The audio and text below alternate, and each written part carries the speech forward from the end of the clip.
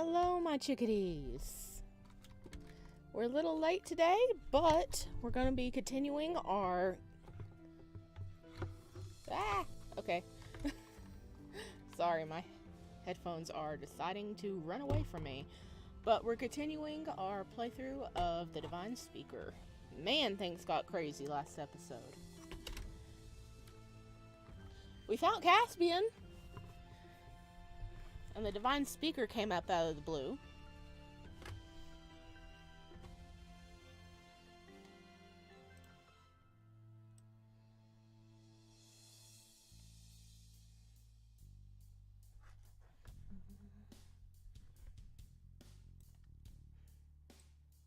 Turn that down a little bit. Alrighty then. Hey, thank you for joining me. We're going to be diving right on in. If you haven't seen the other parts yet, I suggest you go over and check them out. They have their own playlist. And...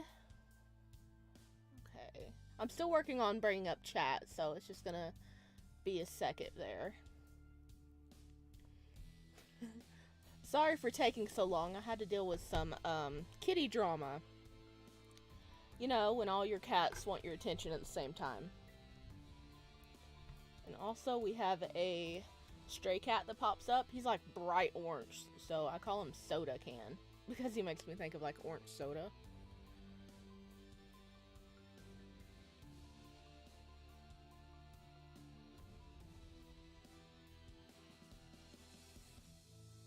Alright, here we go. I'm getting the chat pulled up. So I'm a little late today, but not bad.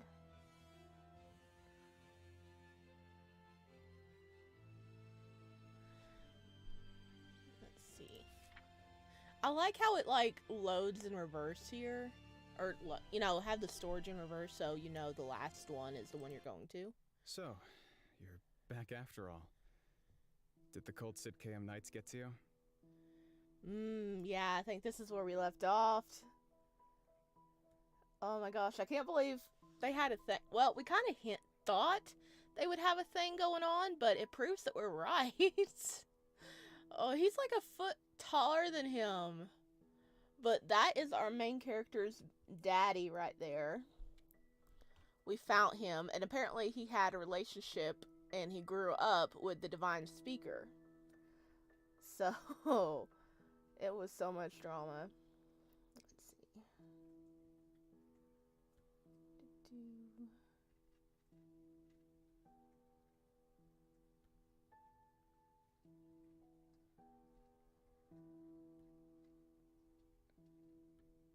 All right.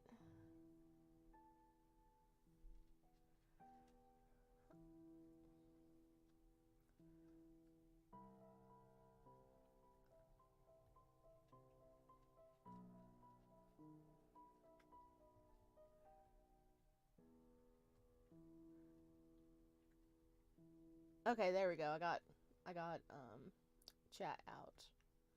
My goodness, it didn't want to pop out today.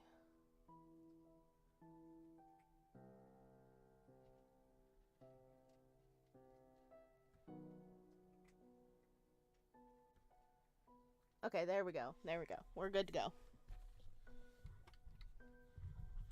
All right.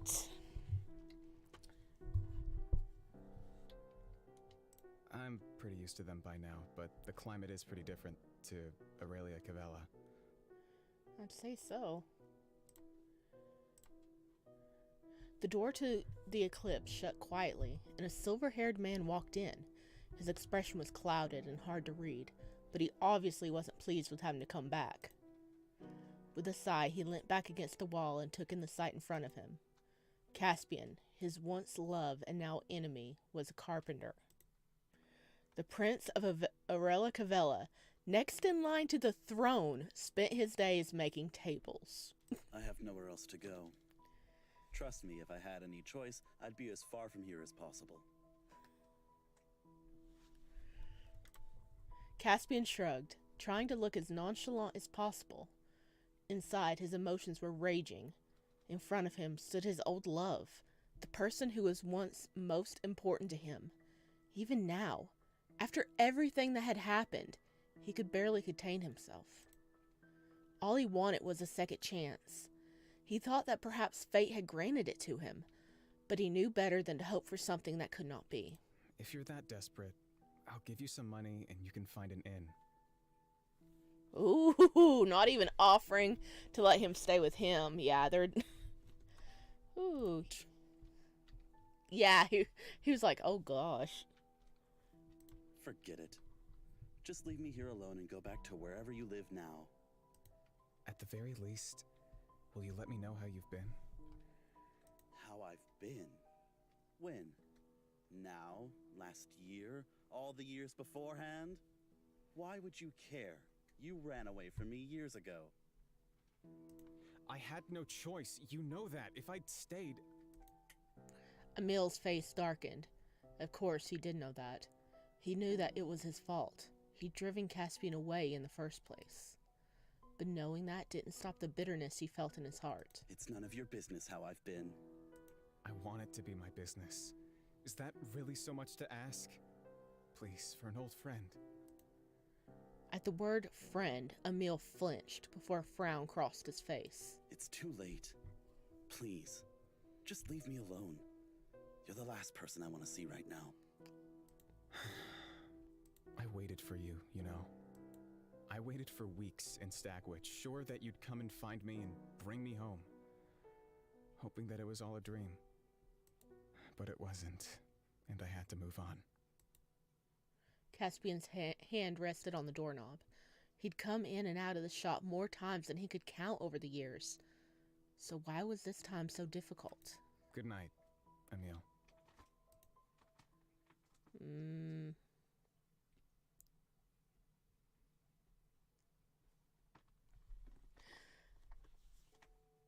Yeah.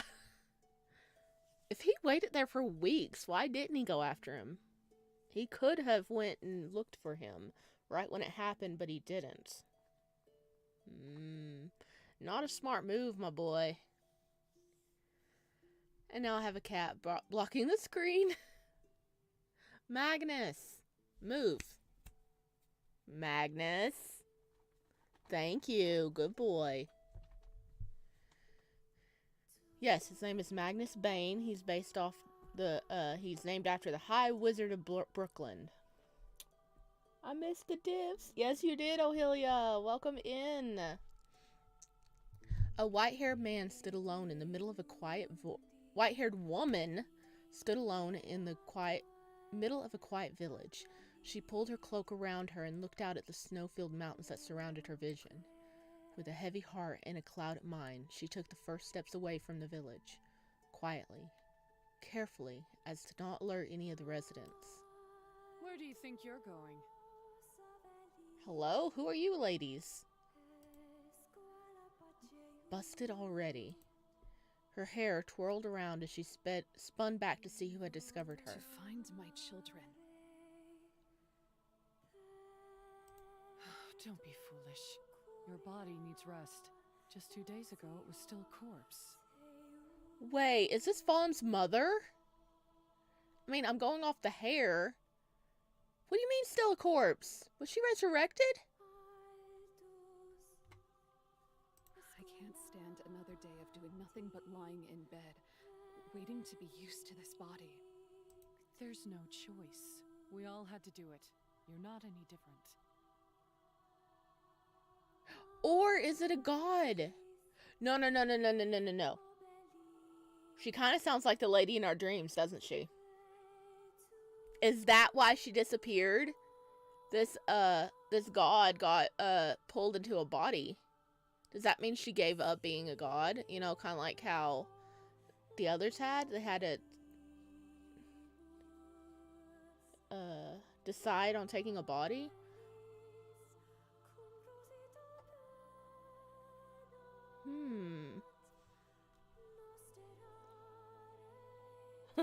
Little Red Riding Hood and the Big Bad Wolf girl love side story. Looks like it to me. No matter what you say, I'm going. Try to lock me in and I'll tear down the walls to escape. I will find them even if I have to crawl through the snow until it kills me. You're serious about this then? The white-haired woman stared sternly at the other and nodded. Ugh, you're putting me in a difficult position, you know. Elliot asked me to keep an eye on you. Elliot Godslayer? I don't trust that man. You must know who he is, what he did. He caused the downfall of the gods in the first place. I know that was before you ascended, but it's as fresh in my mind as the day it happened.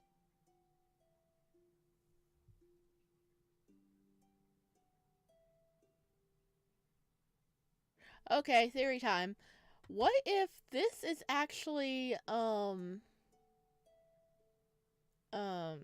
Rain's mother, and she ascended instead of died? So she ascended, and now she's trying to help take care of Rain, and now she got back into a body, and she wants to go help them. My children. If not for him, they never would have gone through the hardships that were forced onto them. If it means that much to you, then I'll find them and make sure they get here safely. Really? Well, I can't have you traipsing through the snow at this time of night. Get some rest and leave it to me. Can I trust her? Will she actually do it? She saved my life, so I owe her. For now, I'll agree. Thank you, Sylvia. Thank you so much. The two women walked back to the village side by side, speaking quietly.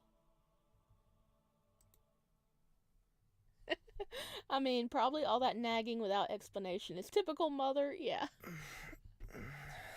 Oh, they're awake from their playtime. Oh, I still need to upload that. Oh no, I still need to upload their part. When I opened my eyes, I was finally sure that yesterday wasn't a dream. My arm was still under Fawn, just as it had been last night, and he was sleeping peacefully. However, both him and I were a mess. I covered my face in shame. Oh gods, what had I done? I should have cleaned up last night. Now the whole room smelled like sex. Timidly, I peeked out from beneath my fingers, watching Fawn as his chest gradually rose and fell. I really did that. With Fawn. Oh, you're wondering why it wasn't up yet? Yeah, I forgot. I honestly forgot. So, I will have it edited and up today. Okay? I forgot. Yeah, their playtime will be up on my Patreon for anyone watching this. Because I needed to cut it out. It kind of happened live and I wasn't expecting that. It's still censored. So it is going to be free for everybody to watch. Definitely not my best work because I was in a panic while reading it. But it will be up on Patreon for free. You can just go directly to my Patreon and it'll be up there. They had playtime. I wonder if Sign walked by and is going to be outside looking at them knowingly. I mean, I wouldn't doubt it. Out there like, so, did my tips help you, Fawn? With the one I love. Who would have thought I'd ever get to share this with someone so special? Gently, I stroked the hair out of his face and smiled. I really am lucky. Thank you, Fawn. You make me stronger. I know what I have to do. The sun gradually rose into the sky outside, spreading patterns all over the bed. It was relaxing, comforting. Being with Fawn felt like being at home. We stayed like this for much of the morning. Maybe Fawn woke up a long time ago, or maybe he didn't. Neither of us spoke up. It was just too nice to just lay there and enjoy each other. Just for a moment, we could forget about everything else. Unfortunately, that moment couldn't last forever. I've made a decision. It's time for me to go home, Fawn. Simba! Time to go. Remember who you are. Okay. I was panicking with you. I had to hide my phone for dear life. I was cooking. Oh no. I wasn't expecting that, and it just popped up, and I'm like, oh no. I thought you might say that. You never run away from these things. I held him tighter again, fingertips dancing over his exposed back. There's no reason for me to wander around a city I don't belong in. I found my answers. I've been on my journey. What does that mean for us? You'll come with me, right? Anywhere, if you'll have me. And I know it's definitely the right choice. No choice with you by my side could be wrong. I'm not so sure about that. But I'll be by your side whether you make mistakes or not. Aww. Should we go find the others? Well, shouldn't we clean up a little first? You've left me all sticky. Look, he's I'm red. really sorry. He's red. Don't be. You'll only have to be sorry if you don't do it to me again. Smooth. He's like, we have to do this again, right? Right? Not the Lion King. It is the Lion King. Come on. Because he is so like, I have to go home. As a child that went on a journey and then realized he has to go back and fix the problems in his home area, it is the Lion King. At least his dad wasn't murdered. Maybe we could stay a little longer? Have I awoken the beast that sleeps inside of Raen? Yes, you have. His head found the crook of my arm, and he wrapped his arms around me tighter before shaking his head. I want to stay like this with you forever, but there'll be time for that later, right? Yeah, you're right. I've ruffled his hair and gently left a kiss on his forehead, while he smiled, bright and cheerful. With that, we slowly made our way out of bed and cleaned ourselves up. We really did make a mess. As Fawn dressed, my eyes lingered on his undressed body. He slowly draped his clothes over himself, and for some reason I found myself captivated. He noticed me sneaking a peek but stayed quiet, instead letting me watch him. It's strange. After all that happened, why does him dressing like this seem so sensual? Because you crossed that line, buddy. You have finally awoken into a young adult. You know what it is. Why can't we get a shirtless Sprite? They put all that budget into the last scene. I mean, yeah. I might draw a Lion King at you. I'm wearing headphones and Fawn's voice actor sounds like he's breathing on me. I mean, is that a bad thing? Is it too loud? Do I need to turn it down? I pulled my eyes away and started dressing myself. Afterwards, we found our way out of my room. The entryway was dark, and the door that led out to Sid K. Ham was still shut. No one stood behind the counter to greet us. Strange. Usually it would be wide open, inviting in guests. Uh-oh, sinister music is kicked up. Something's wrong. It's not that early, right? Where's Aaron? It's so quiet. I was hoping we'd run into Leos or Sign. I'll go check the rooms. Wait here. I quickly checked Leo's room. The door was pushed open when I went to grab the handle, and inside was nothing. No one. He should lock the door when he leaves. Jeez. I found my way back to Fawn and shook my head. Nowhere to be seen. Hopefully we bump into them along the way, at least. For now, let's go back and find the speaker in Caspian. You don't think it's strange? I think it's strange. I shook my head. It did feel strange, but strange was the last thing I needed right now. The sky was overcast, and the dark gray clouds rolled in from over the horizon. The streets were dark and bare, void of any life. For once, the snow had begun to halt, with only a splattering raining down from the sky. As I stepped through the empty streets, I felt an overwhelming sense of dread, but I couldn't work out exactly why. Because it was quiet? Because everything had seemed to have just paused? No, it's because it reminded me of October.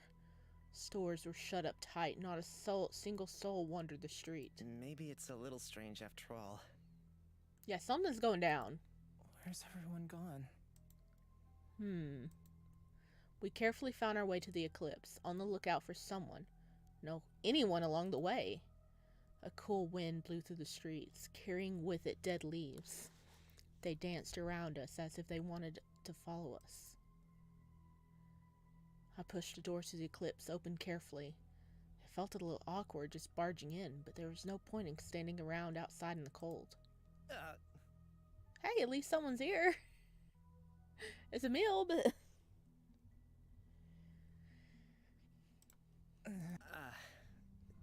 Good morning, Sir Speaker.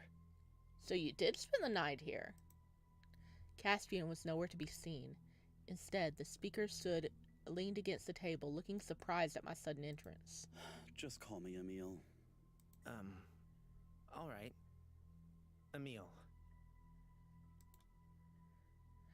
If hearing Caspian call him Emil was awkward, it was almost devastating to hear it come out of my own mouth. Out of respect, no one ever called the speaker by his name. It just wasn't something you should do. Emil. Okay, it's fine. I can do this. He should be calling you speaker. Yeah, really. It always ends up like that.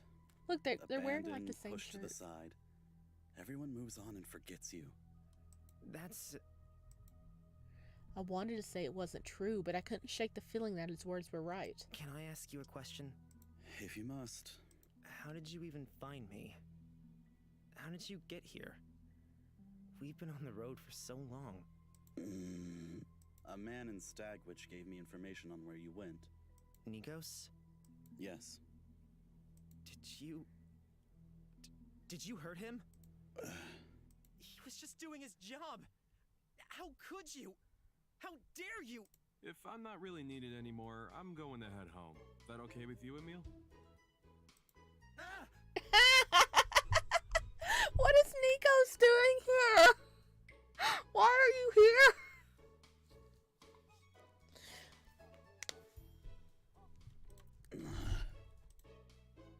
Whoops! Didn't mean to scare you guys. Nikos? Raen, fun too. It's great to see you both again. What are you doing here? I was showing Emil the Sidcam. At first I didn't have much of a choice, but it wasn't so bad. What? He saw business and he came. Oh, is this going to be a little flashback? Okay, how does he get you to help him? It was another sleepy night in Stagwich. Lights were slowly coming to life around the town, and residents were settling down in their houses for the night. This was no different for Nikos. With the inn empty after the loss of his performers, he was ready to close up early and go home. What a day. Time to clean up and go home, I reckon. A knock made Nikos turn towards the door, wondering just who would be coming by so late. Hello? What? The door to the sleeping ostrich pushed open with a bang. Well, hey there. I'm sorry, but we're actually just about to close up for the night. Unless you're looking for a room? Did a brown-haired boy come through here? That narrows it down, dude. That really narrows it down. Do you realize how many brown-haired kids there probably are running around? Brown hair. Someone like that stayed here last night, actually. Do you know him? You tell me where he went, or else. Whoa. No need to be so hasty. Who is he to you? Don't let him question you like that. You're the speaker. How dare he? Grab him. Force him to tell us. Oh, this is the voice. Oh, you remember, He said that he used to listen to all the gods and it was just so overwhelming hearing all of it all at once. And then one stepped up and pushed the other voices out of the way, so he only hears that one. So that one has a lot of influence over him.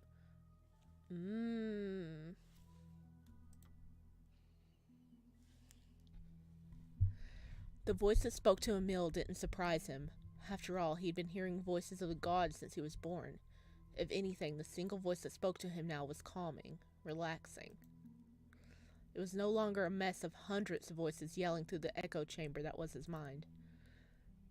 Yeah, but dude, you don't get feedback from anybody else. You just get feedback from one person for your actions. That's not good.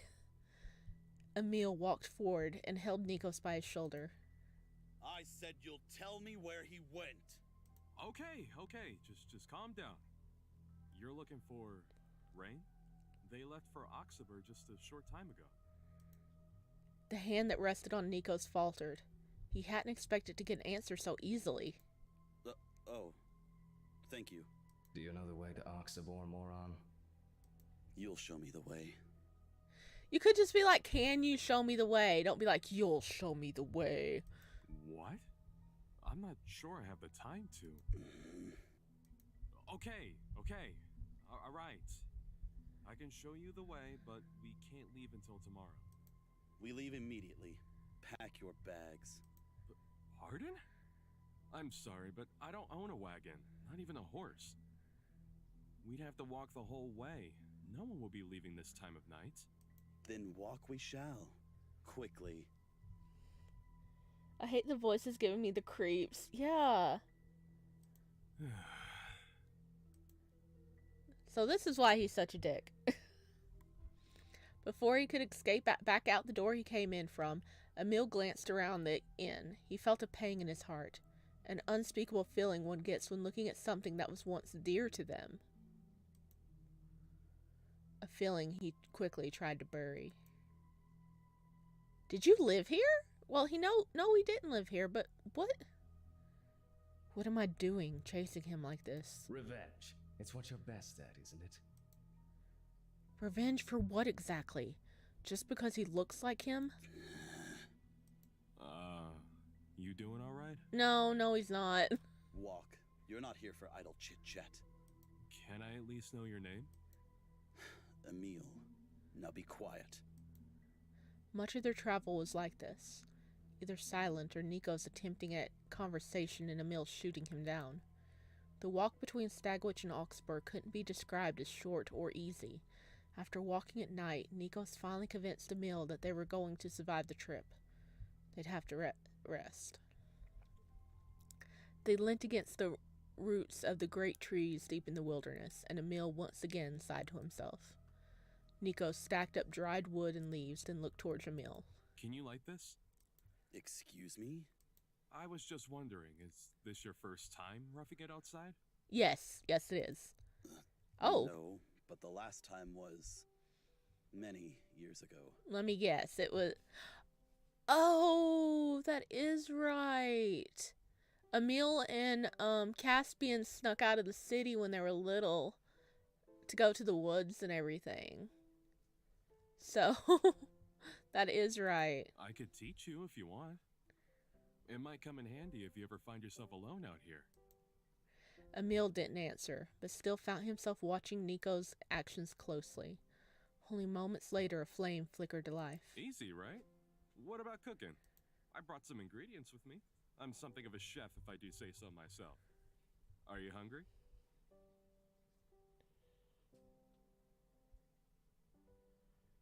Nix, you should have finessed him. He looks rich. Do you want to be poisoned? This isn't like you. I'm disappointed. He pushed a voice to the back of his mind. It might be annoying, but going hungry would be worse. I am. Thank you. No problem. You're not from around here, are you? Can you tell so easily? I meet a lot of people. You feel different. Like a prince or something. I'm nothing of the sort. Just a traveler.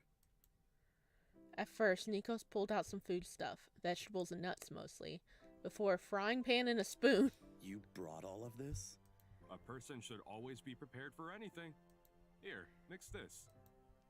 With a wooden spoon forced into his hand, the speaker himself mixed as Nico's added food into the pan. Of course, he did so very badly. What use would cooking skills be to someone like him? Some of the food burnt while the rest promptly got flicked out of the pan accidentally.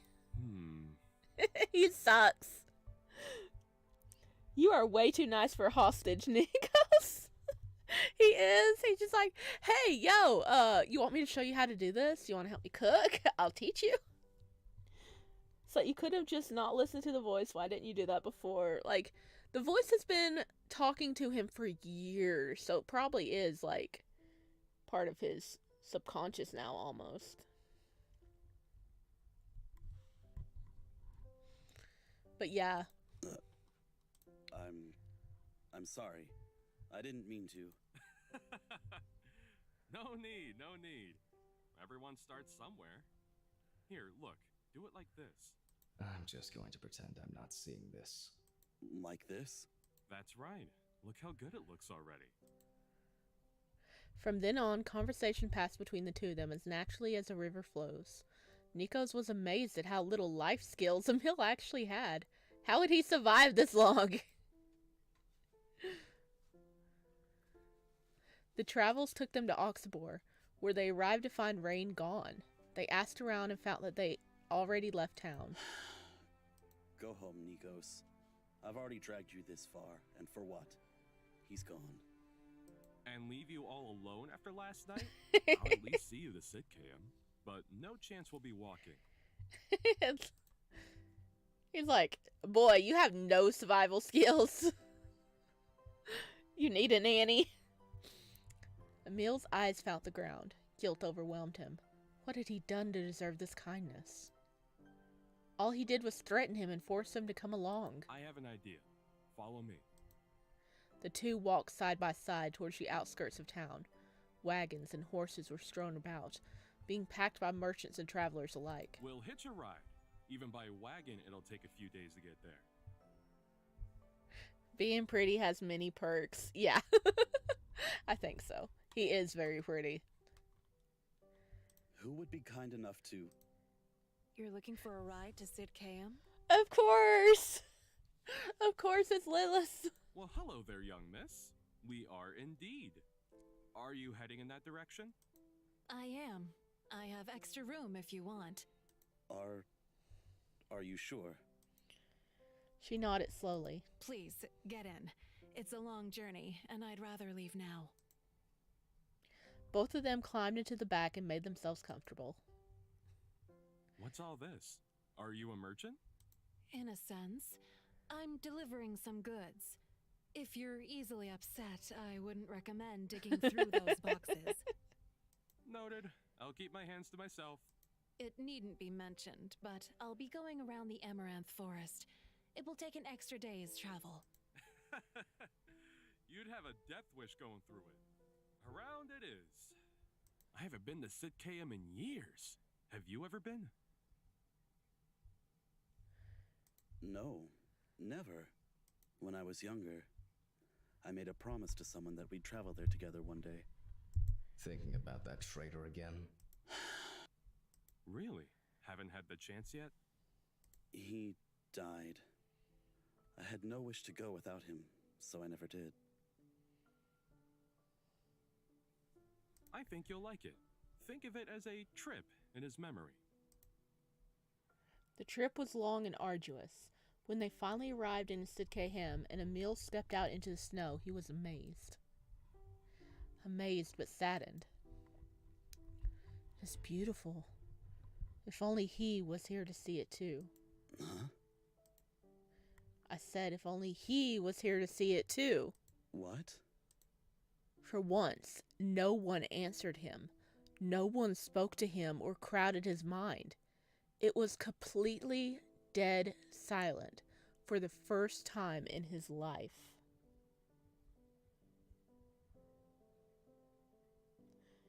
She's so nice. Can you give Emil some happiness for him and Caspian? Yeah. He needs some of your patent happiness, please. you two traveled all this way together? That's, unexpected. I mean, I would totally understand if Emil doesn't want to leave the city at all now, because it's silent for the first time in his life. I would be like, dude, I don't want to go. I want to live here now. I'm full of surprises. Anyway, I'm sure my poor neglected inn is missing me, so I'll be off now. Rain, Emil, you should both stop by sometime. Bring your friends, too. Especially the redhead. He'll bring a whole crowd alone. Yes, he will. With a wave, he left the building. Oh, for the love of... Are you happy now? You think I'm such a sad, useless idiot I can't even find my own way here? Fine. Think whatever you want. You couldn't find your own way here. You needed help.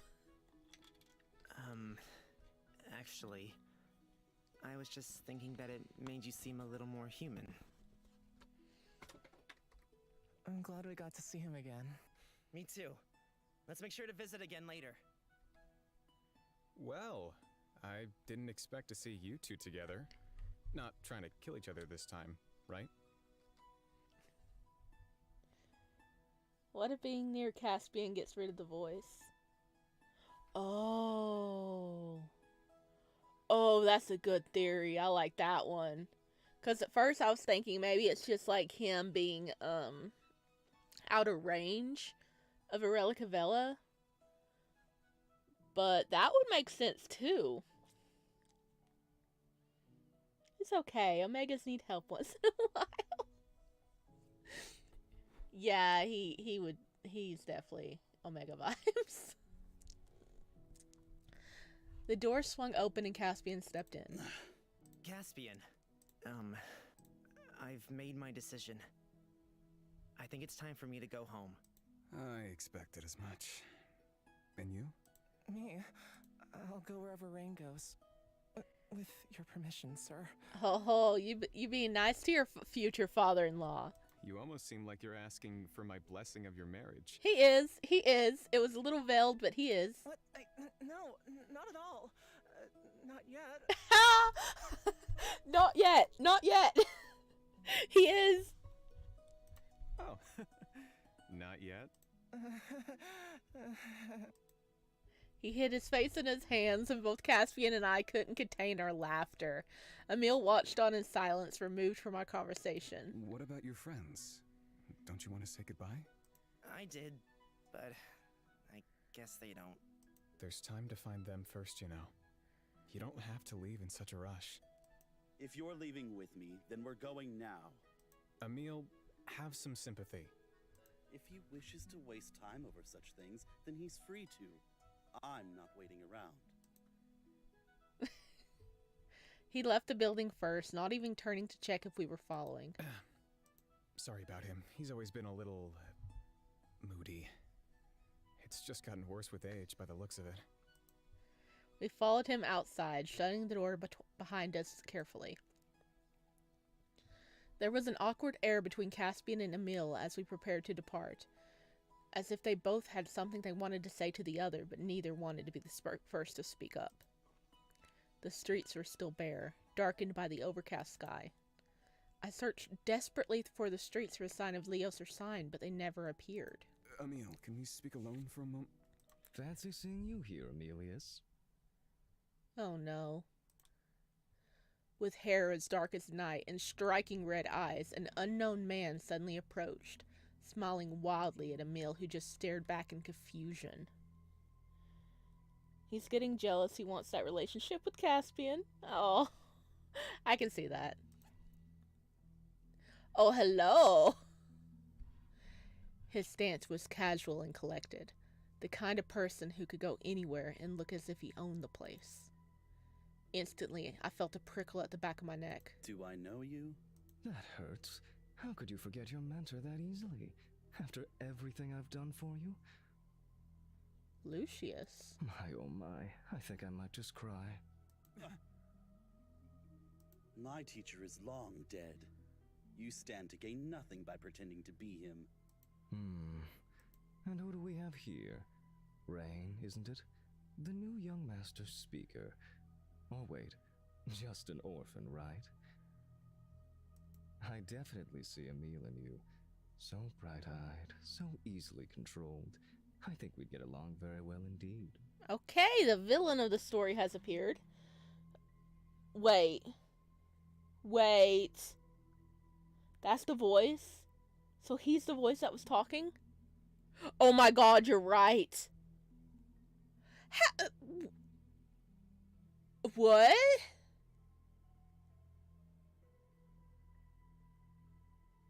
Did he get a body? Did he get yeeted into a body and then showed up? Holy crap. You! He stepped to the side and Caspian went skidding to the ground. With a laugh, the black-haired man shrugged at his shoulder. Rain, step back. No one asked you, nobody.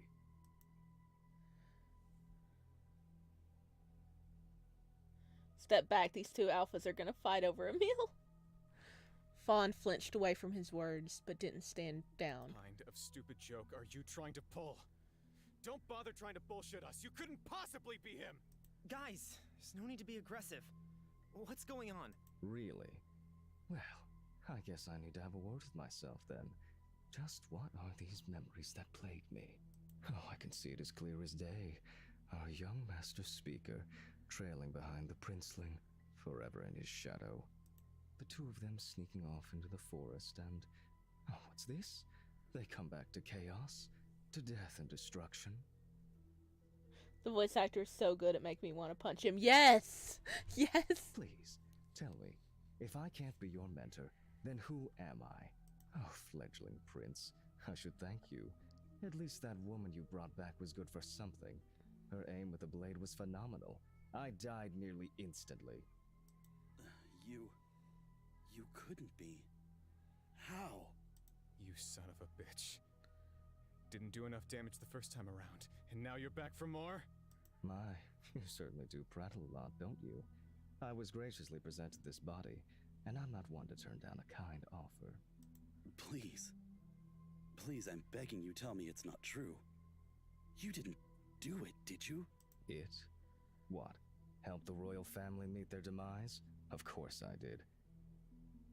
You were an idiot for thinking any differently. No! I trusted you. Everything I did, everything that happened, it was because of you. If not for you, he and I, we never would have. Could have lived happily ever after? Don't make me laugh. You were an accident waiting to happen. I just gave you a nudge in the right direction. It's not my fault you're gullible. Honestly, I thought you and the fledgling prince were closer than that, but I guess not. You two were so easily broken apart. Well, that's just how it goes. Kings and speakers have never gotten along. Just... what are you? He laughed, ignoring Caspian's question. I've enjoyed following you around all these years, Emilius. The way you've suffered. It's delicious. It's just a shame that you've always been such a disappointment. Why didn't you go through with killing Raen when I told you to? One command from you, and he could have been hanging within minutes. It was you then. That loud voice that boomed over the others. The one that followed me outside of Aurelia Cavella. Yes! Perhaps it was, perhaps it wasn't. Oh, you little liar, it was.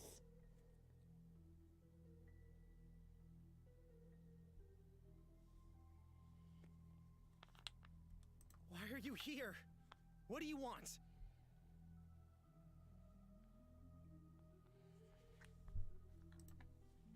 He nodded his head and two people stepped out from the shadows. One with blonde hair, the other with red. What? Leos! What have you done to them? Shh. They're sleeping. You wouldn't want to wake them, would you? He's possessing them! Let them go.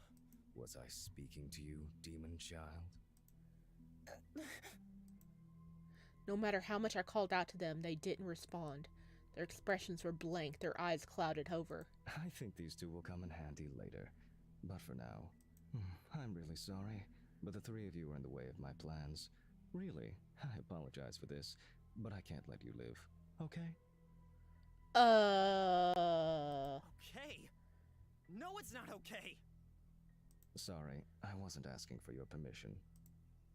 One step at a time, he made his way closer to me. He wasn't like Varys. Not even like Nox. No, he was far more powerful. The air came alive around him, crackling. Everyone get back. Varys! Varys, baby! Come help us! In a swirl of pink and green, two people stood between us and the black-haired man. Ilron, Varys. Oh god, is Elrond gonna die here? Facing off against this powerful god? Oh shit. This is becoming a habit, isn't it? Swooping in at the last moment to save you. Thank the gods it is.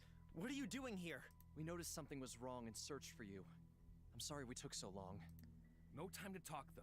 Run along for now, and we'll catch up later. Okay, Fawn, let's go. You two as well. No. I want to know what happens. I don't think. No one asked you. Oh. We all turned around and ran. We weren't sure exactly where to go, but anywhere was better than there. Down one street, then the next. No one was around. There was no one we could hide. Nowhere we could hide and collect ourselves. Titus! Hey, baby! Does it take death for Varys and Elrond's kiss? It might. Oh god, I hope not. Titus! Titus! He looked between all of us as we desperately gasped for breath. Fawn, Rain, what are you doing here? Hide us! There's no time to talk about it here. Can you hide us? Follow me. The harrowing smirk instantly fell from his face as he looked at the two that stood in front of him, ruining his fun. Yes, we get to see the scene. What do you want? You're getting in the way. Who are you? What have you done to those two? Why do you think you have the right to appear in front of me? Two people so insignificant as you. A washed-up, powerless god, and a domesticated fox with his tail between his legs, following along quietly. You were asked a question. Who are you, and where did you come from? So demanding. I suppose I can play along for the moment. If I had to pick a name, well, might as well go with my old one, Lucius. Lucius? I can't say I've heard of you. I would think you haven't, since I ascended after the gods were locked inside of Aurelia Cavella. What are you the god of? What exactly are you governing? Isn't that obvious? The god of all gods. The one that will finally whip this world into a state worth ruling. Being speaker not enough, huh? My ambitions are much higher than that. He's not lying. I never met someone with so much power in their aura. I'll kill anyone that opposes me, including the two living speakers. Can't have them messing up my fun, can I? What about the gods trapped in Aurelia Cavella? Oh, them? Let them rot. I never liked them much anyway. Always yelling and screaming over just a little torture. You were torturing them? Or were you are they screaming over you performing torture on people? I'll build a new world where they aren't needed. New gods can take their places and rule beside me. What? Ones that will agree to serve you? If that's how you want to think about it. Elrond's voice was full of anger, barely contained. I'm sorry, but I can't let you do that. Oh? And what will the useless god do about it? I don't wish to fight, but I'll fight if I must. No! No! Ilron! Well, that was easy. It happened before Varys had the chance to act. A flash of light came flying at him, but it didn't hit its mark. It hit Elrond, who reacted almost instantly, jumping in front of the peach-haired god. Oh no, he jumped in to protect him. Ilron, what are you doing? I'm fine. You're not fine. Before him, Varys was graced with the very thing he dreaded more than anything else, and he felt powerless to stop it. He ran forward and took Elrond's hand, pulling him away from Lucius and in the direction that Raen had fled. Run all you want. There's no way you can hide from me. were you thinking? I owed you one. You took that hit for me in Oxabor. Don't tell me this is what makes you finally lose your cool. It's not that bad. It'll heal right up. And what if it doesn't? You're too reckless. So are you. If this were the other way around, you would have done the same thing. I heal much faster than you, Ilran.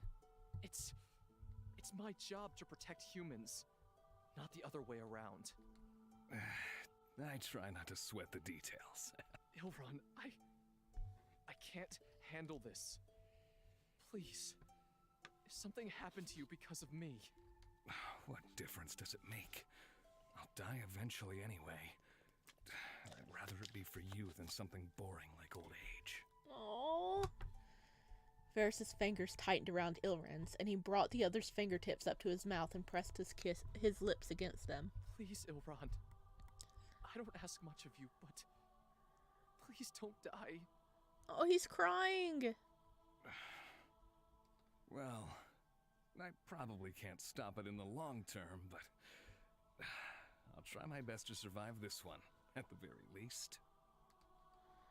To Varys, this was his worst nightmare. The one who meant the most to him. The one who changed his life in pain because of him. His life was so short, so fragile.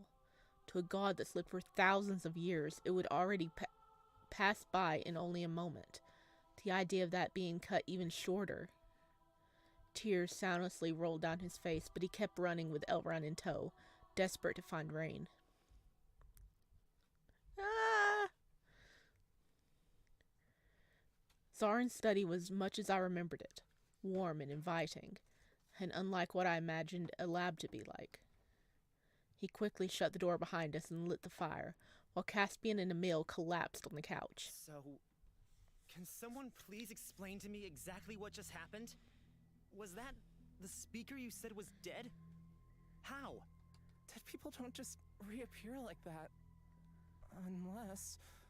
It couldn't possibly be, could it? Yet he knew too much. He spoke just like him. How could he possibly be alive?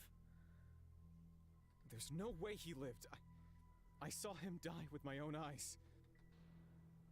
The door was thrown open with a thud, and Varys stumbled in, barely holding up Elrond. Blood was dripping from his shoulder, and his face was a mask of pain. Please, I need a bandage.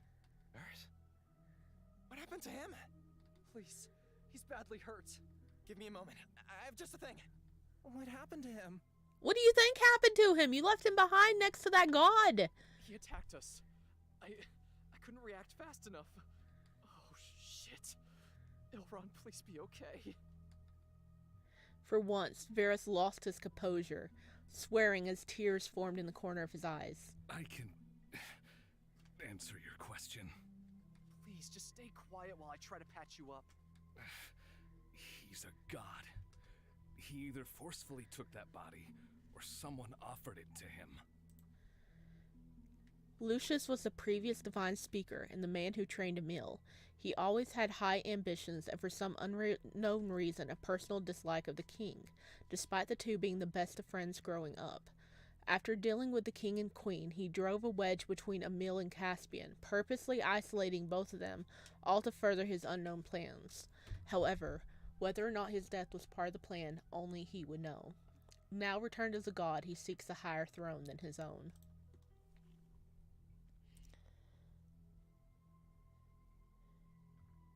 Fawn is too pretty forward in this scene. He is. God. But how? Isn't he human? Titus came stumbling back into the room carrying a large wooden box. Inside was anything a healer would ever need, bandages and salves, potions and medicines. He sat down next to Varys and the two went to work with stopping the bleeding.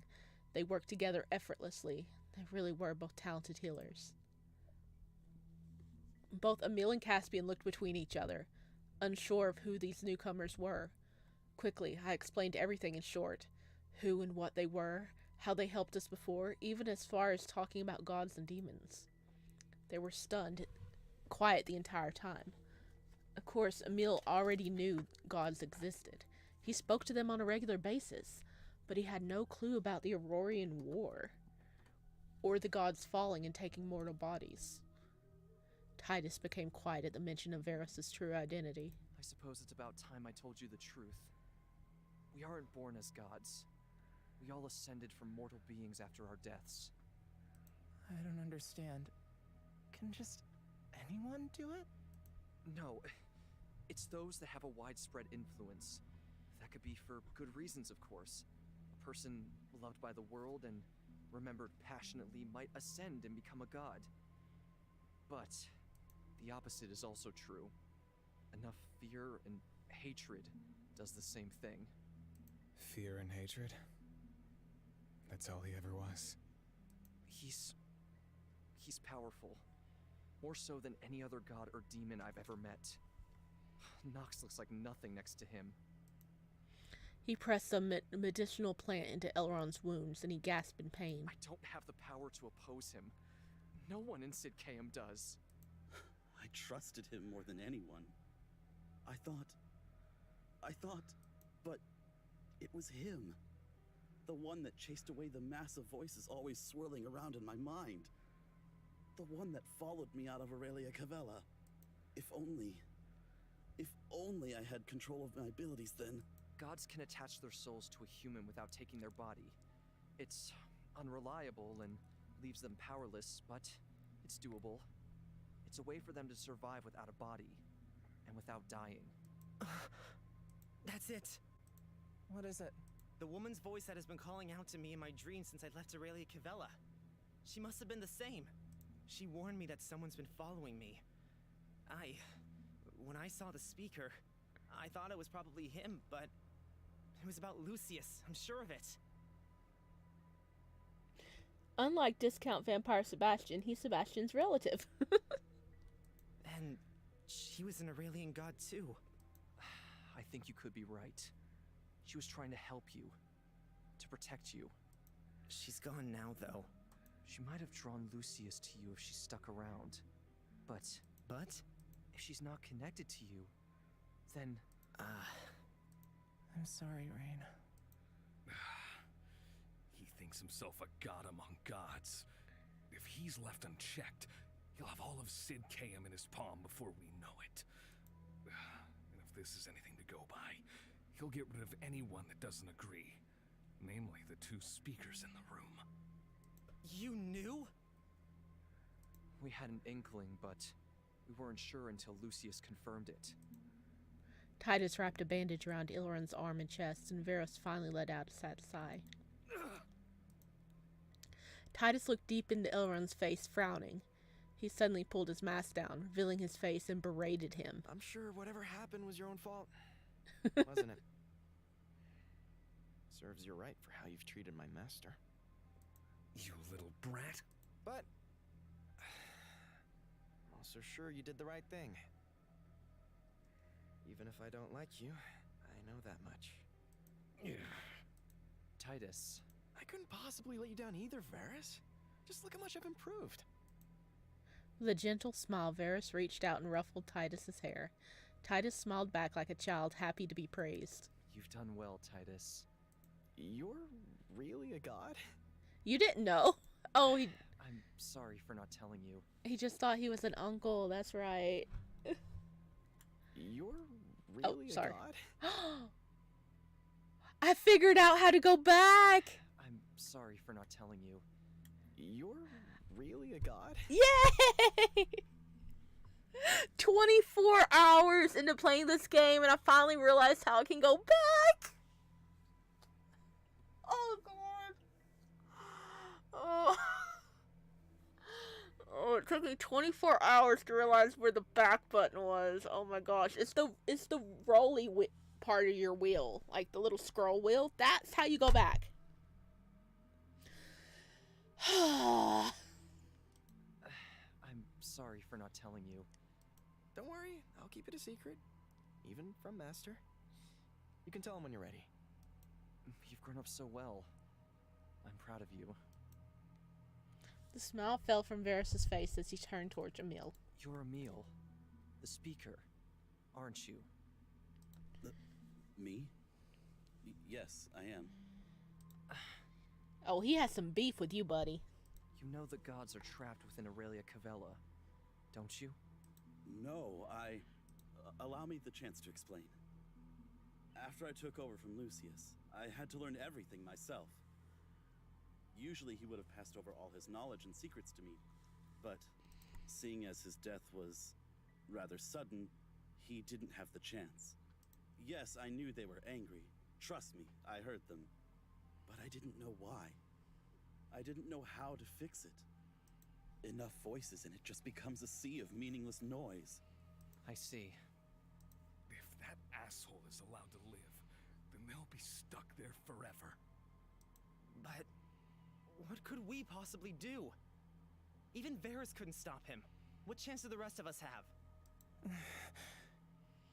We can't just leave Sign and Leos either. Ilran and Varys paused for a moment, thinking to themselves. It was like they didn't need to speak to communicate with each other. We'll help. On one condition. Both of them turned their attention to Emil. If we help, you'll let the trap gods go, and agree to never force them to stay there again. Emil looked towards the ground. Ever since Lucius revealed himself, he looked lost. Of course I'll agree. What's the plan then? If we're going to take him down, we'll need more people. More gods, more demons, anyone that'll help. You said there wasn't anyone in Sidcaeum powerful enough. No, there's not. The only thing I have to go on is rumor. I've heard whispers of a village hidden in the mountains, where gods have found refuge. I don't know if it's true, but it's the best chance we've got. A hidden village discovered by famed cartographer Sylvir? You know of it? That story is one of my favorites. Raen, Vaughn, please, if you go there and make it back alive, you have to tell me all about it. Every last detail. I'll add it to the biography I'm writing about you, Raen. This truly will be a tale for the ages. Of course, he's writing a biography. Fine, I promise. I'll tell you everything. What are we waiting for then? There's just a small issue. I also heard that they don't care for the quarrels of mankind. Even if we appeal to them, they might turn us away. They live alone for a reason. They hold no allegiance to any of us. If they've gone to all this trouble to keep to themselves, it might be hard to convince them. I know we can do it. Titus, I'll entrust Ilron to you. What? You're not in any state to be hiking up a mountain. I don't care.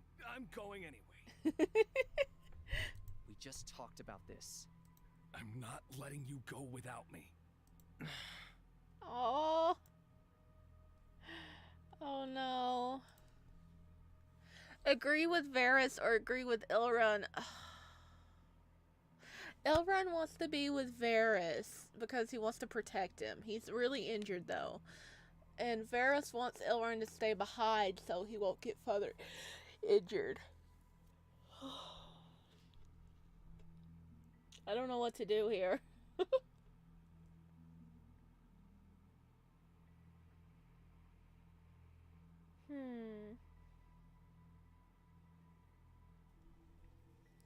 What do you guys think?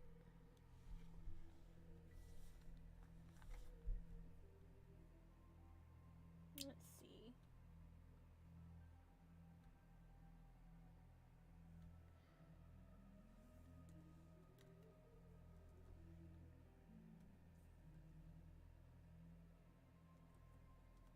Alright, I'm starting a little poll. Starting a little poll here. An error occurred. Okay. Maybe I'm not starting a poll. There we go. Maybe. There we go.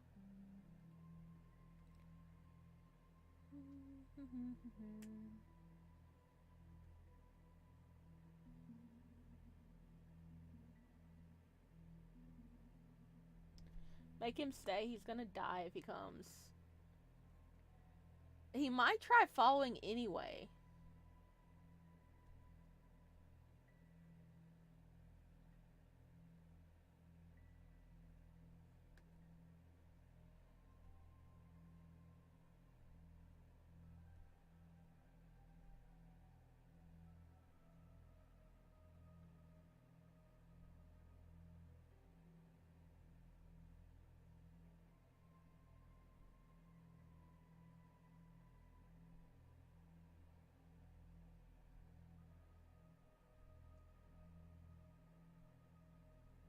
Okay, we got some spam in the Twitch chat, so I was trying to take care of that. Okay. Looks like agreeing with Varys is winning, so. Just wait here and we'll come back for you after. It's like, be a good boy and we'll bring you a souvenir, okay? Was I talking to you? Varys, I'm not staying here. Not with so much on the line. Varys' stone expression turned soft and he reached out to touch Elrond's face. You really are far too reckless. But I know there's no stopping you when you have your mind set on something. Okay. What? You can come. But if it becomes too much, then you're to come straight back here. I won't make any promises. He molded, oh my god, he folded like origami, guys. He was just like, okay, you can come. What was even the point of the question? I know. Take these salves with you too. And these, in case of infection. Oh, and more bandages too. Titus piled numerous vials and bottles into Varys' arms. He humbly accepted, stashing them away for later use. Listen to me carefully, Titus. You're in danger by bringing us here. I have to admit that to you. Don't speak a word of us to anyone. Even Zarin for now. If anyone you don't know approaches you, feign ignorance and get away as soon as possible. Okay? You can count on me. This is all well and good, but it isn't my place to get involved anymore. This really has nothing to do with me, so... Stop being such a coward! Ah! All this time, I heard tales of the charismatic Prince Caspian, about how strong he was, how everyone looked up to him. So where the hell did he go? Exactly, Rain. This doesn't just concern you. It concerns everyone. Every single person who lives in Sidcaeum, in Aurelia Cavella, those in Stagwitch and Oxabor, everywhere. Do you really not hold even a shred of care for your people anymore? Have you just given up? No, of course I care for them, but... You don't need to finish that sentence. You can end it there just fine. If you still care, then you'll come along and fix this with us. I don't have any choice, do I? No, you don't. Good luck. All of you better survive, got it? With all our stuff ready, we quickly prepared to leave. Elrond stood up straight, but you could tell he was in a lot of pain still. Be careful while we're gone. Everyone started to leave, shuffling out the door until it was just Fawn and I. Giving us a moment, Titus went back to check on Nox. I took his hand in mine and gently squeezed, comforted by the fact he was still by my side. I'd tell you the same thing that Varys said to Elrond, that you could wait here. But I know you won't. So, instead, I hope you'll stay by my side for this. Always and forever. And here I thought my adventure was about over. You just carry trouble with you wherever you go, don't you? Yes, he does. With a smile, we left Saren's lab behind and followed after the others. We snuck down side roads and alleyways on the way to the gates of Sidcaeum. It was probably pointless, though, seeing as the streets were completely empty. It's so empty. He couldn't have gotten to everyone. Are they hiding? I don't know. We passed through the front gates, but no guards stood watch this time. Outside, the sun was already setting and a deep, chilling cold was settling over the land. We all pulled our clothes in tight around ourselves. You know, this is the first time I've heard of this secret village. I didn't want to speak of it without being sure, but I hadn't had the chance to investigate yet. Is there a reason you didn't look for it? Couldn't you have stayed there? Well, I suppose I could have, but to me, it was never an option. They might have decided to remove themselves from humanity, but I didn't want to give up. Oh, looks like the chat was lagging a bit. What did you guys say over here? Worse than origami, a folding chair that he hit us with? Yes. You better play the child support. I really want some time alone with Fawn, but the plot is nice, I guess.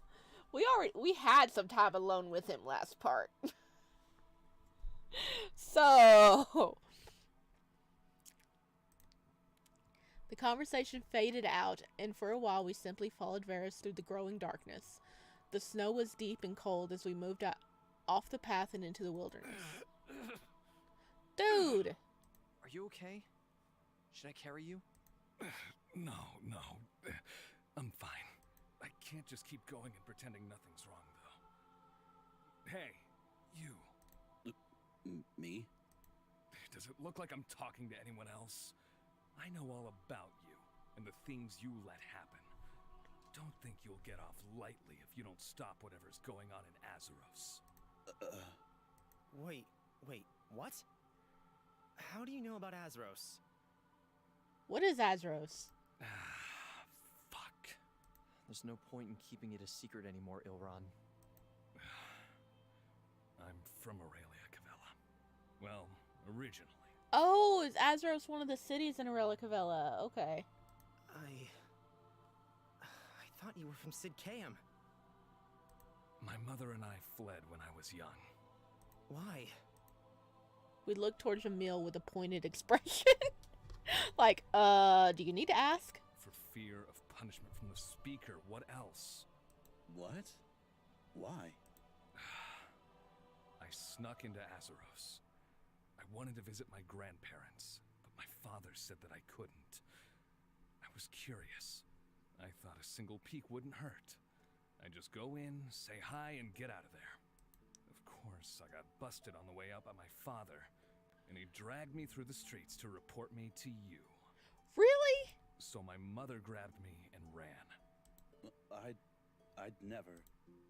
He frowned, overcome with realization that yes, he probably would have done something about it. I'm sorry. Don't waste your breath. What you should be sorry for is what's going on in there. What do you mean? Isn't it just where they're rewarded? It's a factory. They're all food for the trapped gods. What? Guess what? Is that true? It's true. It was a practice put in by Lucius just before he passed away.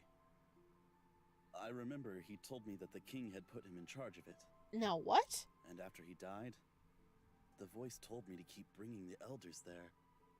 With all of this new knowledge, I can guess who was telling me to do it.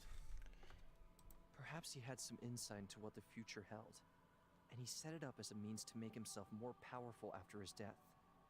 If so, it's no wonder he's so powerful. Oh, Azeros. That's where all the elders go to retire. That's right. I knew it. They're feeding old people to them. Yes. We were right. I always knew he was a creepy, evil bastard, long before he became a murderer. If you just listened to me back then. I never thought he was like this. How was I supposed to know? He only ever showed me kindness. I just thought he was a little misunderstood. You should have trusted me, like I trusted you. You? Why would I trust someone that would abandon me so easily? How many times do we have to have the same conversation? I didn't abandon you, you know that. The ice returned to Emil's face, and he shot daggers at Caspian. They bickered back and forth, forgetting that anyone else was even near there. Just get a room already. No one wants to hear your lover spat. Lovers spat? They do seem very close. You don't think? They both shut up instantly. Caspian faced forward and walked on in silence, and Emil's face grew redder by the second. Oh, so this is how it is. Wait. Seriously? They were a thing? You two. Did you really? Now's not the time to talk about something like that. I don't wish to comment.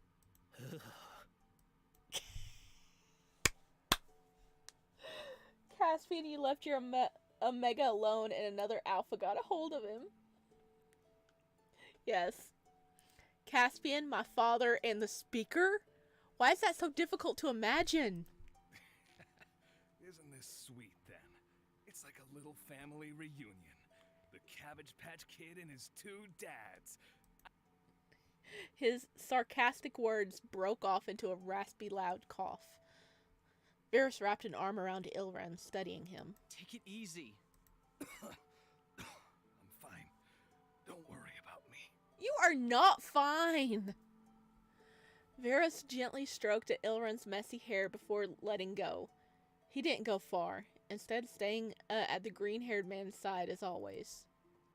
With Caspian and Emil arguing on one side and Ilran and Varys speaking quietly on the other, I was finally left to talk to Fawn alone. Are you doing alright? He smiled at me half-heartedly, but only for a moment. I'm worried about Annie. She's still your sister after all. Hopefully she just went home. I won't. I can't blame her for what she did. I'm You're not. I know you. You're not. I reached out and pushed a loose string of hair behind his ear, and a small smile returned to Fawn's face. His hand around mine, and he held my palm to his cheek, leaning into it. Thank you. Really. But still, it's hard to be mad at her. From her point of view. I was always closest with her.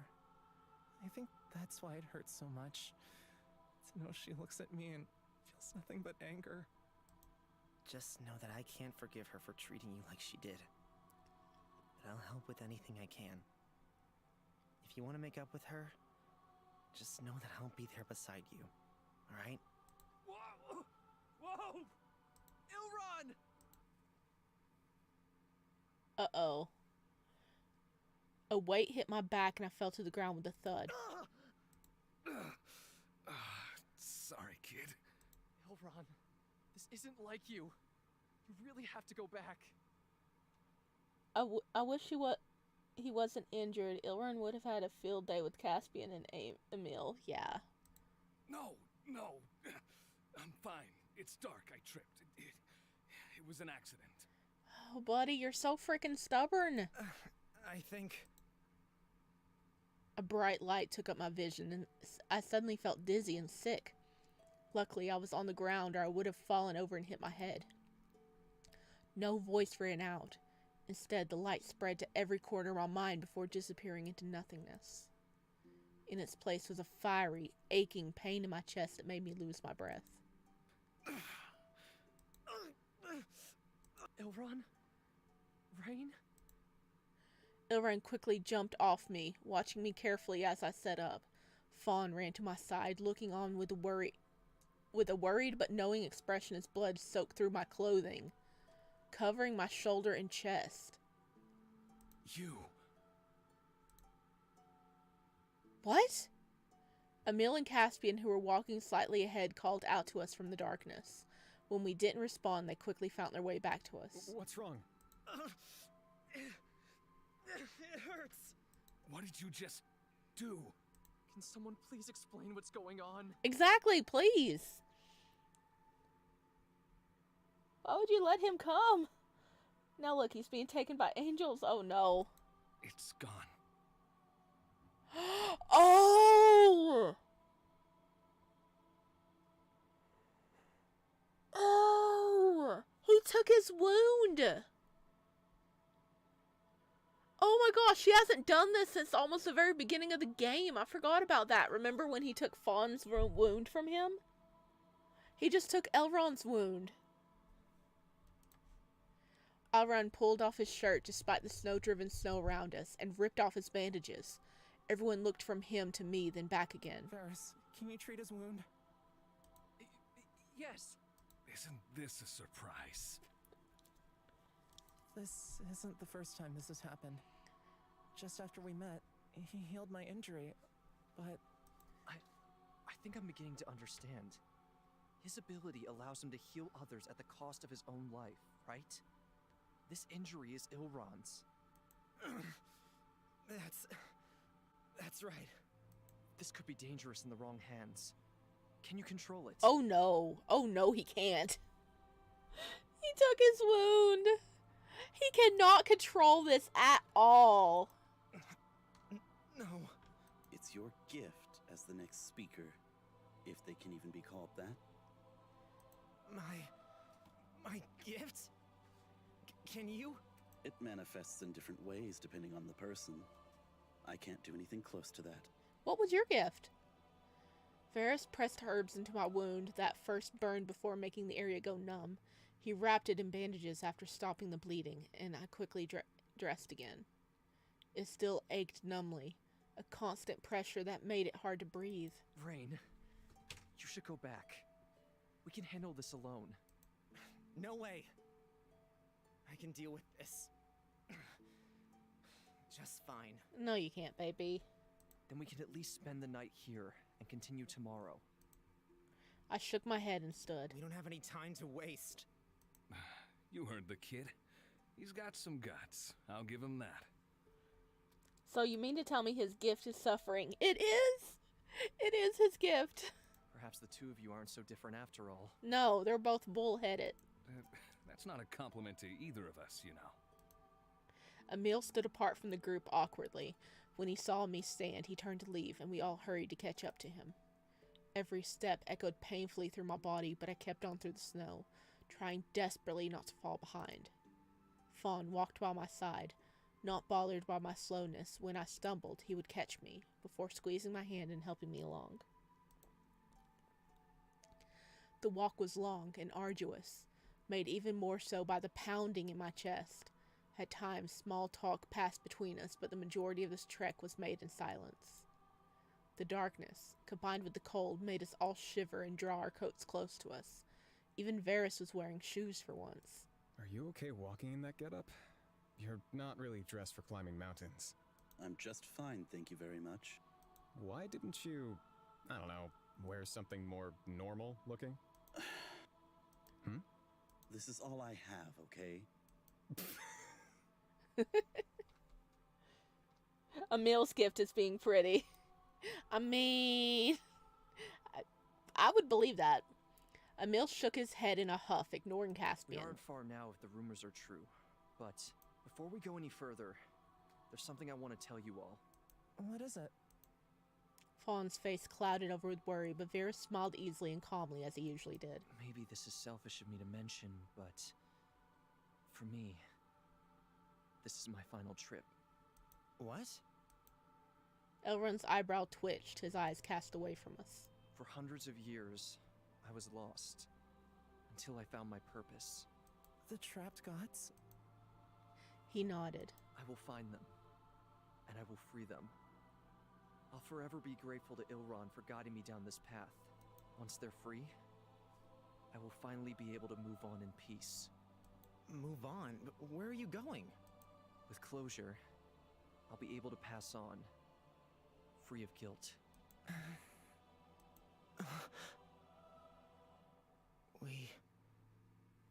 We'll never see you again, then. His smile faltered for a moment, and a hint of sadness flashed across his face. I'll always be thinking of you all. I don't know how it works exactly, but I guess if he was to leave his human body, he'd just fade away, like the gods hundreds of years ago. Elrond, won't you be lonely? What do you think? It's not my decision to make. So, you decide after 500 years when your bay is around that you can leave. Can't you wait until Elrond dies? Exactly! Exactly. I think he needs to wait and stay with Elrond through his life. Although I couldn't see his face, his voice was more serious than usual, more restrained. Wait a second. Look. Through the thick trees ahead was some kind of light, hidden but barely visible. If we're looking for a hidden village, I'd say we found it. Let me take the lead. I don't know how they'll react to seeing humans trying to enter. We all nodded and followed closely behind Varys, who made slow and careful steps towards the village. A vast mountain range surrounded us, and the icy tips seemed threatening. The landscape was bleak and quiet. You could even describe it as lonely. Lost in my own thoughts, I didn't even notice that another person had joined the group. State your purpose, travelers. Instantly, Varys raised his hands, showing he had no weapons, and the rest of us silently copied him. We've come to petition your aid. Then you'd best turn back while you still have the chance. She looked between us, one at a time, before settling on me. Her eyes went wide, and she suddenly rushed back into the village. What was that about? Should we follow her? I'm not sure. Raen! A flash of white rushed towards me, and suddenly I was being held in a tight embrace. Whoa! Oh. Oh goodness, we're gonna have to like wrap this up. But she found him. Okay, we've reached the village. So we're gonna stop here for this week. And we'll pick it back up next week. Because I feel like if we keep going, it's gonna turn into like another half hour to an hour. But, oh, we got so many questions. So much happened in this part. Dang. Oh, wow. They're all ready to, like, go to war with Lucius.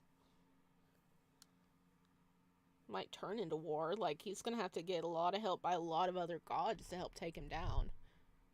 Girl, you better ease up on holding him. He's, like, in a lot of pain right now from his godly stab wound he inherited. No, can we at least find out who she is? Okay. My injury ached, but I quickly wrapped my arms around the person who just charged towards me. All I could see was white hair. Her face was buried into my shoulder, and I could feel it becoming damper by the second. I'm sorry, but do I know you? Oh, Raen, I'm so happy that you're okay. All this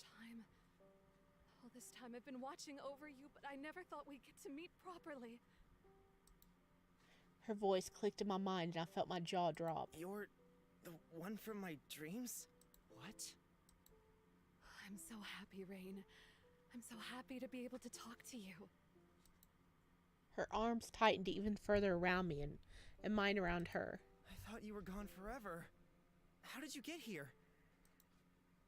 It's a long story, but there's plenty of time for that later.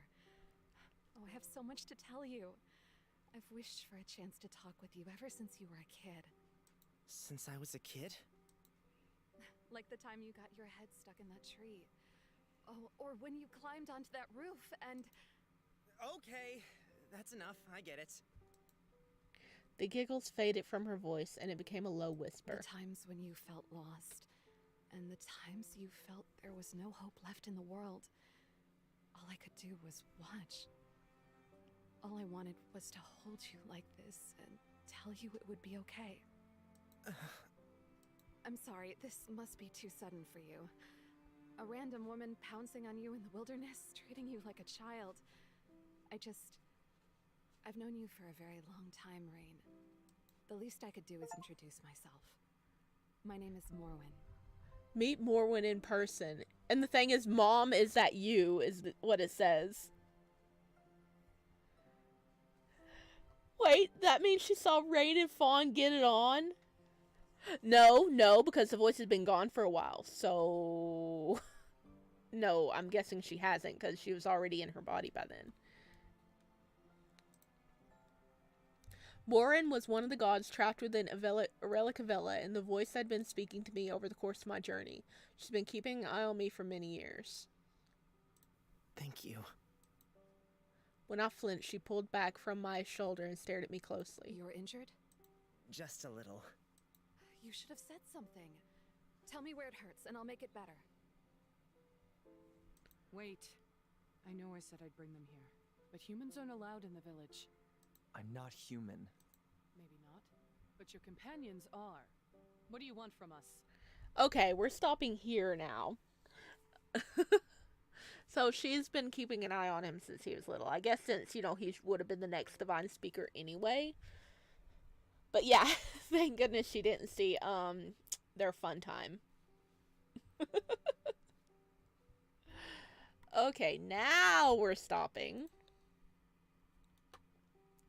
So we can pick up on this next week.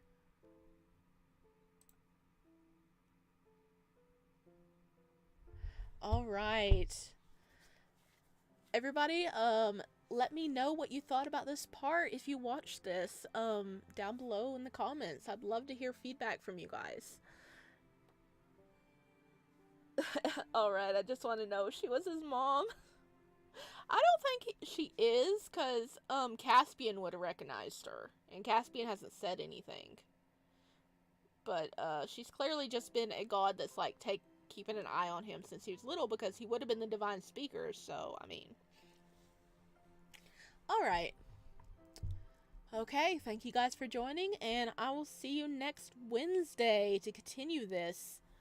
Can you believe we've been playing this for right at 24 hours now? Dang.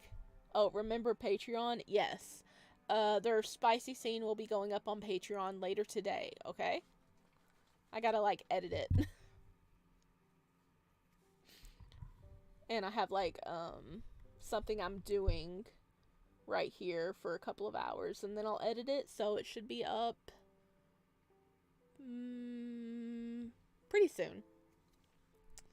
Alright, my chickadees. I'll see you next time.